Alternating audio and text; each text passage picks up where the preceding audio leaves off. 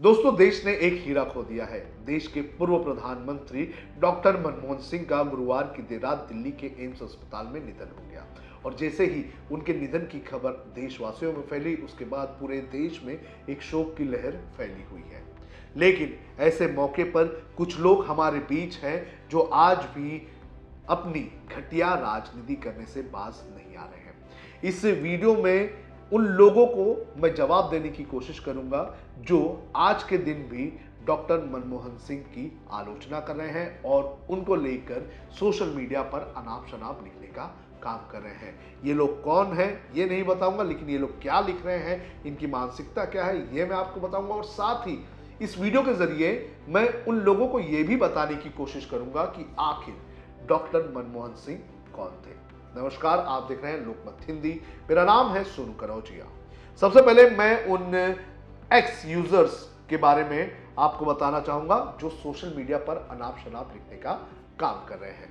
इस x user ने एक ट्वीट किया था। ये ट्वीट कल रात को ही किया है और इसमें डॉक्टर मनमोहन सिंह की एक तस्वीर है और इस तस्वीर में डॉक्टर मनमोहन सिंह हाथ जोड़ रहे हैं। उनके सामने सोनिया गांधी है और साथ ही उनकी पत्नी भी इस तस्वीर में दिखाई दे रही है। जब कोई हमारे घर आता है तो हम हाथ जोड़ के उसका स्वागत करते हैं। इस तरह की चीजें दिखाई दे रही है। लेकिन ये जो एक्स यूजर है ये लिखता है कि Manmohan Singh passes away, he was the first proxy prime minister in history of independent Bharat, ओम शांति। यानी कि एक तरह से आप श्रद्धांजलि भी दे रहे हो और दूसरी तरफ से आप आलोचना भी, तंज भी कसने का काम कर रहे हो कि डॉक्टर मनमोहन सिंह देश के पहले प्रॉक्सी प्राइम मिनिस्टर थे, इंडिपेंडेंट भारत के पहले प्रॉक्सी प्राइम मिनिस्टर थे। प्रॉक्सी मतलब यानी कि वो शख्स जो नाम के लिए बैठाया जाता है लेकिन काम जो है कोई और करता है। इसके अलावा एक और ऐसे ही मानसिकता वाले एक यूजर हैं। उन्होंने डॉक्टर मनमोहन सिंह का एक पुराना वीडियो शेयर किया और उस वीडियो में दिखाई दे रहा है कि कांग्रेस का एक कार्यक्रम है। उस कार्यक्रम में प्रधानमंत्री के तौर पर एक साइड में डॉक्टर मनमोहन सिंह खड़े हैं। सोनिया गांधी आती हैं, वो डॉक्टर मनमोहन सिंह को नहीं देखती है और चले जाती है झंडा वंदन करने के लिए। और ये वीडियो उन्होंने शेयर किया और लगातार इस मौके पर ये लोग जो है सोशल मीडिया पर इस तरह की चीजें फैलाने का काम कर रहे हैं। लेकिन इन लोगों को पता नहीं है कि आज के दिन कम से कम ऐसा नहीं करना चाहिए। आपको राजनीति करनी है करिए, आपको आलोचना करना है करिए, आपको जो करना है करिए, लेकिन आपको मौका भी देखना चाहिए।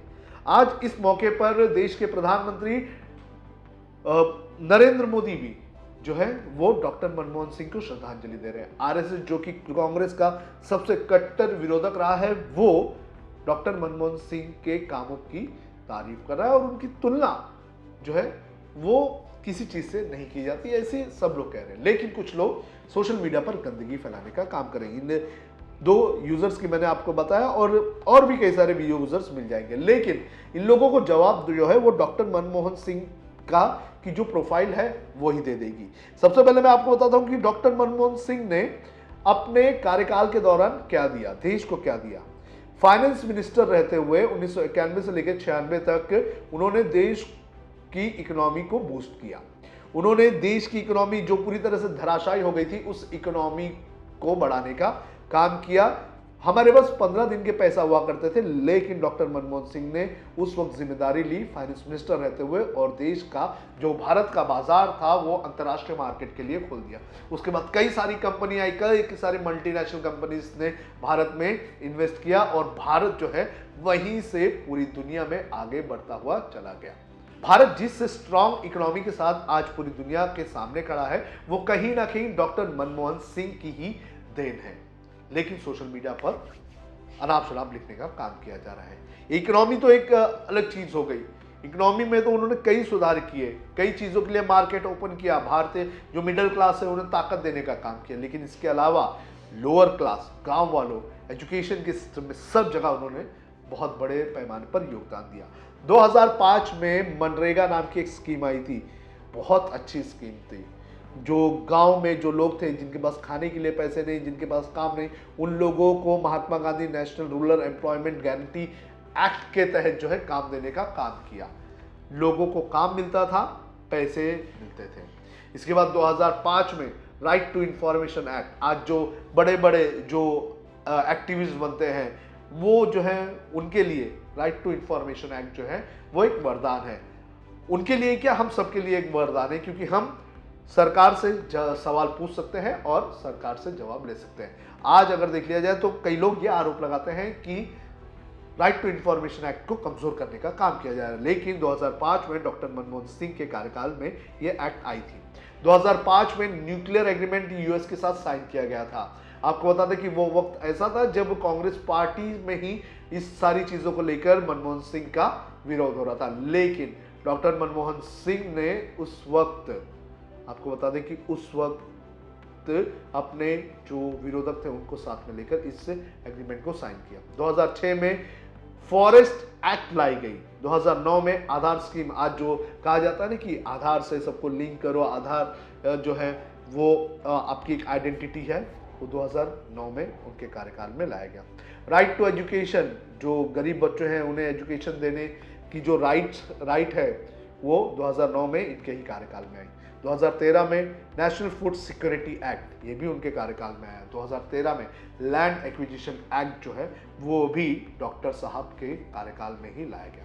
अब मैं उनके एजुकेशन क्वालिफिकेशन की बात करता हूँ, जो सोशल मीडिया पर, जो लिंक्डइन पर जो मुझे मिला हुआ है उसके अनुसार 1950 में पंजाब यूनिवर्सिटी से इकोनॉमिक्स की बीए ऑनर्स की डिग्री ली थी, उसमें वो फर्स्ट आए थे। 1952 में एमए की पंजाब यूनिवर्सिटी से ही उन्होंने डिग्री ली इकोनॉमिक्स में, उसमें भी वो फर्स्ट आए। Wright's prize for distinguished performance at saint John's college Cambridge 1954 में उन्हें मिला। 1995 से 97 तक ब्रन्सबरी स्कॉलर बने यूनिवर्सिटी ऑफ कैम्ब्रिज में।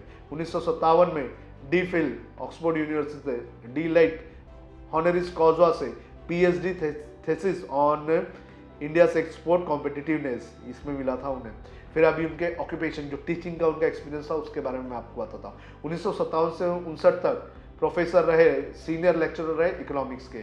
फिर 1959 से 63 तक रीडर रहे इकोनॉमिक्स के। Professor Chandigarh university, Punjab university में 1963 से 65 तक इकोनॉमिक्स के। इसके बाद इंटरनेशनल ट्रेड के professor Delhi schools of economics में रहे 1971 तक। फिर इसके बाद हॉनररी प्रोफेसर जेएनयू में वो बने। इसके बाद 1996 में दिल्ली स्कूल ऑफ इकोनॉमिक्स में भी वो प्रोफेसर हैं।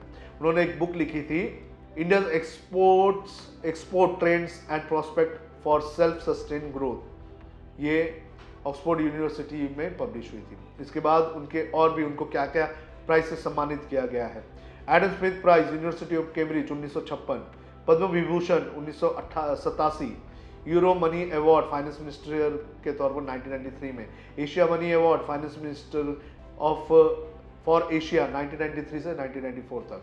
इसके बाद इंटरनेशनल असाइनमेंट 1996 से इकोनॉमिक अफेयर्स ऑफिसर, 1969 से chief for financing for trade section UNCTAD में, 1972 से 74 तक deputy of for India in IMF committee for 20 on international monetary reforms, 77 से 79 तक Indian delegation to aid India consortium meeting, 1980 से 82 तक Indo Soviet joint planning group meeting, 1982 में India Indo Soviet monitoring group meeting, 1993 में commonwealth heads of committee meeting Cyprus में। इसके बाद work experience, economic adviser बने थे मिनिस्ट्री ऑफ फॉरेन ट्रेड में 1971 एंड 72, 72 से 76 chief economic adviser ministry of finance, 76 से 80 director reserve bank of India, director industrial development bank of India, alternate governor for India board of governor, Asian development bank alternate governor for India board of governors IBRD। इसके बाद November 1976 से April 1980 तक secretary finance ministry of finance, member atomic energy commission, member finance space commission, 1980 से लेकर 82 तक member secretary planning commission. इसके बाद 1983 से 80 से 83 chairman India committee of Indo Japan joint study, सितंबर 16 1982 से जनवरी 14 1985 governor of reserve bank of India, 1982 से 85 alternate governor for India board of governors international monetary fund, 83 से 84 member economic advisor council to the prime minister, 1985 president Indian economic association, 1985 से लेकर 87 तक deputy chairman planning commission, 1987 से 1990 secretary general and commissioner south commission Geneva, 1990 से लेकर 1991 तक adviser to prime minister on economic affair, मार्च 1991 से जून 1991 चेयरमैन यूसीजी, जून 21 1991 से मई 15 1996 यूनियन फाइनेंस मिनिस्टर रही है। वही वक्त था जब लिबरलाइजेशन हुआ। उसके बाद 1991 में राज्यसभा में वो इलेक्ट हुए, कांग्रेस के टिकट पर पहली बार वो इलेक्ट हुए। फिर 1995 में फिर से वो राज्यसभा के लिए री इलेक्ट हुए। उसके बाद 1996 से मेंबर रहे हैं consultative committee for ministry of finance, 1996 से 1997 तक chairman parliamentary standing committee on commerce, 1998 में लीडर ऑफ अपोजिशन राज्यसभा, 1998 में ही अगस्त के महीने में मेंबर बने कमेटी ऑन रूल्स, अगस्त 1999 से लेकर 2001 तक मेंबर कमेटी ऑफ प्रिविलेजेस, 2000 से member executive committee Indian parliamentary group, 2001 में फिर से वो राज्यसभा के लिए रीइलेक्ट हुए। 2004 में वो देश के प्रधानमंत्री 13वें प्रधानमंत्री बने। उसके बाद 2009 में वापस से उन्होंने प्रधानमंत्री की शपथ ली और 2024 में वो रिटायर्ड हुए। तो ये एक बहुत ही हैवी पोर्टफोलियो रहा है डॉक्टर मनमोहन सिंह का, लेकिन कुछ लोग सोशल मीडिया पर गंद फैलाने के अलावा और कुछ नहीं कर सकते हैं। आपको क्या लगता है कि ऐसे लोगों के साथ क्या करना चाहिए? आप कमेंट करके हमें जरूर बताएं।